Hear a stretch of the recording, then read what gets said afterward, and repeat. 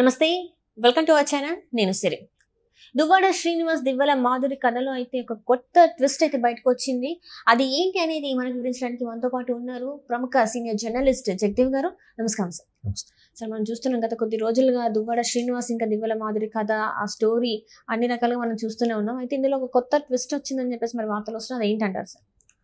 కొత్త ట్విస్ట్ ఏంటంటే, మొన్నే ఒక బాంబు పేల్చారు వాణి గారు, దువ్వాడ వాణి గారు. ఏంటని, నాకు నా భర్తతో ఉంటే చాలు, నాకు ఇవేం అక్కర్లేదు అన్నట్టుగా అన్నారు. ఇదేంటిది, ఎంత రోడ్డు మీదకి ఎక్కి ఎంత రాద్ధాంతం చేసి తల్లి కూతుళ్ళు కూడా నడి రోడ్డు మీద బైఠాయించే ఆయన అసభ్య పదజాలంతో నోటుకొచ్చినట్టు తిట్టడము, దాన్ని పోలీసుల మధ్యలో అడ్డుకోవడము, ఇవన్నీ జరిగాయి. సో ఇప్పుడు మాధురి గారు కూడా ప్రెస్ మీట్ పెట్టి ఎలా మాట్లాడారంటే, ఒక అడల్టరీ సంబంధంతో ఉన్నాము మేము, ఇంత జరిగిన తర్వాత దువ్వాడ శ్రీనివాస్ గారు కూడా ఇంకా నన్ను రోడ్డు మీదకి లాగేసింది నా భార్య, ఇంకా తనతో ఉండేది ఏంటి, ఇంకా విడాకులే అన్నట్టుగా ఆయన మాట్లాడుతున్నారు. ఇంకా విడాకులు కాబట్టి ఇంకా ఖచ్చితంగా మాధురి గారితోనే కొనసాగుతాను అన్నట్టుగా ఒక సంకేతాలు ఇచ్చారు. సో ఇప్పుడు ఎప్పుడైతే ఈవిడ వాణి గారు మరలా నేను నా భర్తతోనే ఉంటాను, జనరల్గా జరుగుతుంటే నాకన్నా అనవసరం, అంటే పిల్లల భవిష్యత్తు కోసమో లేదా ఆస్తి కోసమో లేదా ఇతర పర్సనల్ వ్యవహారాల కోసమో మొత్తానికి ఆవిడ కాంప్రమైజ్ అయ్యారు అనుకోవచ్చు. సో ఇప్పుడు ఈవిడేంటి, అరే అంత స్టేచర్ ఉన్న పర్సన్ని, ఆ రాజకీయ నాయకుడిని నేను ఫ్రెండ్లీగా ఉండి నేను ఎంత ఖర్చు పెట్టిన తర్వాత ఇప్పుడు మళ్ళీ నేను ఆవిడకి వదిలేసేదేంటి, ఈయన నాకే సొంతం అనే అర్థం వచ్చేలాగా ఆవిడ మాట్లాడుతుందో లేదా సోషల్ మీడియాలో ఆ విధంగా ట్రోల్స్ అవుతున్నాయో తెలియట్లేదు, కానీ ఆ విధంగా వినిపిస్తున్నాయి వార్తలు. నేను ఎప్పటివరకు ఆయనతో పాటు నేను ఆయనతో ఉండడం కాదు, ఆయన నాతో ఉండడం వల్ల నేనే తిరిగి ఖర్చు పెట్టాను, 2 కోట్ల వరకు ఖర్చు పెట్టాను అన్నట్టుగా ఏదో వార్త వచ్చింది. అంటే జనరల్గా ఎలా అయిపోయిందంటే, ఇవాళ రోజుల్లో ప్రతి రిలేషన్ వెనుక ఏదో ఒక అవసరమో, స్వార్థమో లేదా ఒక మహత్తరమైన కార్యక్రమం కోసమో ఉంటాయి రిలేషన్స్ ఖచ్చితంగా. అది ఒక్క తల్లి బిడ్డ రిలేషన్స్ తప్పితే మిగతా అన్ని రిలేషన్స్ కూడా అలాగే ఉన్నాయి. ఈరోజు రేపు వైఫ్ అండ్ హస్బెండ్ రిలేషన్స్ కూడా, అన్నదమ్ములు అక్కచెల్లి మధ్య రిలేషన్స్ కూడా అలాగే ఉన్నాయి.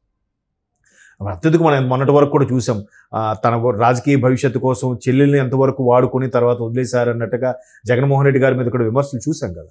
సో అవన్నీ పక్కన పెడితే, ఇప్పుడు దువ్వాడ శ్రీనివాస్ గారికి అండగా సపోర్ట్గా ఎప్పుడైనా ప్రతి కష్టంలోనూ సుఖంలోనూ భార్య అనేది ఎప్పుడు ఉంటుంది. బట్ మగాడు అనేవాడు ఇంట్లో ఉన్నది జనరల్గా పెరట మొక్క మందుకు పనికిరాదు అన్నట్టుగా పక్క చూపులు చూసే నేపథ్యంలో ఆమె ఎక్కడ పరిచయం అయిందో, ఆమెతో ఏ విధమైన రిలేషన్స్ ఉన్నాయో ఎవరికి పూర్తి స్థాయిలో తెలియదు. బట్ ఈవిడిగా బయటకు వచ్చి ప్రెస్ మీట్ పెట్టి మా ఇద్దరి మధ్యన అడల్టరీ రిలేషన్ ఉంది, ఎంత జరిగిన తర్వాత ఇంకా నేను ఇంకా ఓపెన్ అయ్యేది ఏముంది అన్నట్టుగా ఆవిడ మాట్లాడుతుంది. దువ్వాడ శ్రీనివాస్ గారు కూడా ఆయన సన్నిహితులతో మాట్లాడారట, అయ్య బాబోయ్ గతంలో పవన్ కళ్యాణ్ గారి మీద చాలా విమర్శలు చేశాం కానీ ఇప్పుడు తెలిసి వస్తున్నాయి ఆ సాధక బాధలు ఏంటో అన్నట్టుగా ఆయన కూడా వాపోయాడట. సో ఏదైనా తందాకు వస్తే కానీ ఆవిడికి వ్యవహారం అర్థం కాదు. పైగా ఆయన ఇట్లా ఉంటుండగా ఇంకో ఏం మెయింటైన్ చేయలే. ఒక భార్య విడాకులు అయిపోయిన తర్వాత ఇంకో భార్యని చేసుకున్నాడు. దాన్ని వీళ్ళు పెద్ద ట్రోల్స్ చేసి సనాతన ధర్మంలో, హైందవ సిద్ధాంతంలో భర్త ఒక భార్య ఉండాలి, అదే ధర్మం, అటువంటి వాడే లీడరు అన్నట్టుగా దువ్వాడ శ్రీనివాస్ గారు కూడా గతంలో మాట్లాడిన సందర్భాలు ఉన్నాయి. ఈయన విషయం వచ్చేసరికి మాత్రం మరి ఈయన భార్య ఇంటుండగా ఈవిడితో ఏంటి స్నేహబంధం, ఎటువంటి స్నేహబంధం, ప్రవీణ్ ట్రోల్స్ అవుతున్నాయి కదా. సో ఇప్పుడు ఏమంటుంది ఆవిడ, ఆవిడతో గొడవలై వచ్చేసారు, ఇప్పుడు ఈయన నేను కలిసి ఉండాలనుకుంటున్నాం, ఇంకా ఎంత జరిగిన తర్వాత ఇంకేముందిలే అనుకుంటున్నాం. అనుకున్న టైంలో మాధురి గారు అనుకుంటుంటే మరలా వాణి గారు వచ్చి కుటుంబ భవిష్యత్తు కోసమో, పిల్లల భవిష్యత్తు కోసమో లేదా ఆస్తుల కోసమో తెలియదు కానీ, నేను భర్తతో కలిసి ఉంటే చాలు, నాకు ఇవే వద్దు, రేపొద్దున పెళ్ళిడికి వచ్చిన పెళ్ళి ఉంది, సో తనకు పెళ్లి చేయాలన్నా భర్త తండ్రి ఎవరు ఏంటి లావాదేవీలు, కుటుంబ వ్యవహారాలు ఇవన్నీ ఇన్వాల్వ్ అయి ఉంటాయి అందులో, అందుకు మేబీ కాంప్రమైజ్ అయిందని అంటున్నారు. కొంతమంది లేదు ఆస్తి పోతుంది, రేపొద్దున విడాకులు ఇస్తే భరణంగా ఎంతో కొంత ఇస్తారు, పైగా అయినా గవర్నమెంట్ ఉద్యోగి ఏం కాదు కదా, ప్రైవేట్గా బిజినెస్ చేసుకునే వాళ్ళకి నాకు ఆ బిజినెస్ లేదు, రేపు గవర్నమెంట్ ఎంప్లాయ్ అనుకోండి ఖచ్చితంగా ఎంత వస్తుందంటే అందులో సగమో 3వ వంతో ఏదో భరణంగా ఇవ్వాల్సి ఉంటుంది. అలా కాకుండా ప్రైవేట్ ఉద్యోగి దానికి పక్కాగా ప్రూఫ్స్ ఏముంటాయి, ఐటీ రిటర్న్స్ ఏమి ప్రూవ్ చేసినా కూడా కొంత చూపిస్తారు, కొంత చూపించరు, కొంత బినామీ పేరు మీద ఉంటాయి, కొంత లాభం వచ్చినా లాస్ వచ్చిందని చూపిస్తారు, అప్పుడు ఆమెకు భరణం కింద ఎంత ఇస్తారు. ఇంతవరకు ఇంత హుందాగా బతికిన వ్యక్తి, ఒక ఎమ్మెల్సీ భారీగా, ఒక దువ్వాడ శ్రీనివాస్ భారీగా ఉన్న సొసైటీలో వాల్యూ ఉన్న ఆవిడ ఒక్కసారిగా డౌన్ స్టేచర్కి వచ్చేయాలిగా. దానివల్ల పిల్లల చదువులు కూడా ఏమవుతాయి. సో ఇన్నింటి పరిమాణాల మీద ఇన్నింటిలో ఆలోచించి మేబీ ఆవిడ కాంప్రమైజ్ అయ్యి ఉండొచ్చు.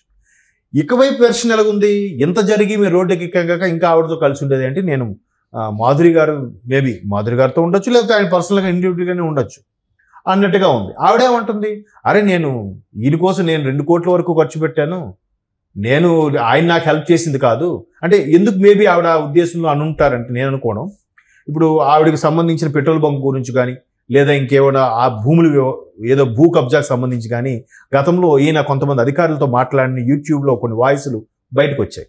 సో ఆ వాయిస్ను బేస్ చేసుకొని దువ్వాడ శ్రీనివాస్ గారే ఆమెకి అండగా నిలబడ్డారన్నట్టుగా చాలా వార్తలు ఉన్నాయి.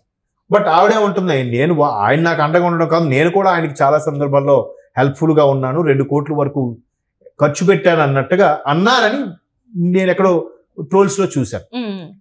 మరి అదంతా చెప్తున్నారు కదా, ఎవరి వెర్షన్ అది చెప్తున్నారు. ఏమేముంటుంది, నాకు నేను ఒక ఇన్ఫ్లుయెన్స్గా యూట్యూబర్గా లేదా సోషల్ మీడియాలో ఉన్న వ్యక్తిగా నాకున్న నేను సంపాదించుకున్నాను, ఆయన నాకు చూసింది ఏం లేదు, నేనే తిరిగి ఖర్చు పెట్టాను అన్నట్టుగా కూడా ఏం మాట్లాడుతుంది.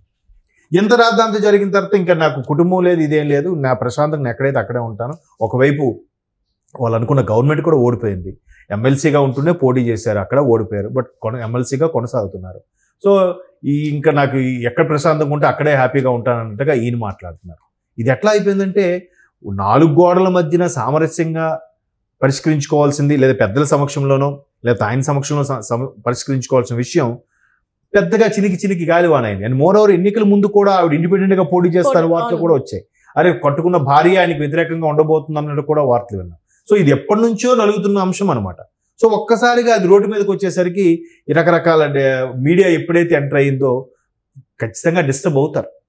ఆ డిస్టర్బ్ అవ్వడం వల్ల ఇప్పుడు కళ్ళకు కట్టినట్టు చూపిస్తున్నప్పుడు మీడియాలో ఎవరు తప్పంటే ఏం చెప్తాం, ఈవిడి వెర్షన్లో ఈవిడి కరెక్ట్, ఆయన వెర్షన్లో ఆయన కరెక్ట్, వీళ్ళిద్దరు కాకుండా మాధురి గారి వెర్షన్లో ఆవిడ వెర్షన్ కరెక్ట్. ఆవిడ ఏ బలహీన క్షణాల్లో ఈయన దగ్గర అయిందో, ఏ విధంగా ఫ్రెండ్షిప్ ఉందన్నది తెలియదు కదా. సో ఎవరి వెర్షన్ వాళ్ళది కరెక్ట్ కాబట్టి అట్లా చెప్పుకుంటారు. బట్ మొత్తానికి కుటుంబ వ్యవహారం కాబట్టి, సెలబ్రిటీల స్థాయిలో ఉన్న వ్యక్తులు కాబట్టి మనం 4 రోజులు మాట్లాడకుండా తప్ప మర్చిపోతాం. వాళ్ళు మళ్ళీ కాంప్రమైజ్ అవ్వచ్చు, కలిసిపోవచ్చు, ఏదైనా జరగచ్చు. పిల్లల కోసం ఆయనైనా కాంప్రమైజ్ అయ్యే ఛాన్సెస్ ఉండొచ్చు. అంటే ఇదంతా ఓన్లీ ఈ వేడి మీద ఉంది కాబట్టి ఇలాంటివన్నీ బయటకు వస్తున్నాయి, తర్వాత అంతా సర్దుకుంటుంది. ఖచ్చితంగా ప్రతి కుటుంబంలోనూ చాలా కుటుంబాలను జరుగుతుంటాయి అన్న. కాకపోతే వాళ్ళు కొద్దిగా రాజకీయ పరంగా పలుకుబడి ఉన్న వ్యక్తి కాబట్టి, అందరికీ తెలిసిన వ్యక్తి కాబట్టి ఒక్కసారిగా అందరి అటెన్షన్ అటువైపు డైవర్ట్ అయ్యి ఈ ఇష్యూ ఎంతవరకు వచ్చిందేమో కానీ పెద్దగా ఇలాంటివి చాలా చూసాం మేము మన న్యూస్లు వార్తల్లో కూడా.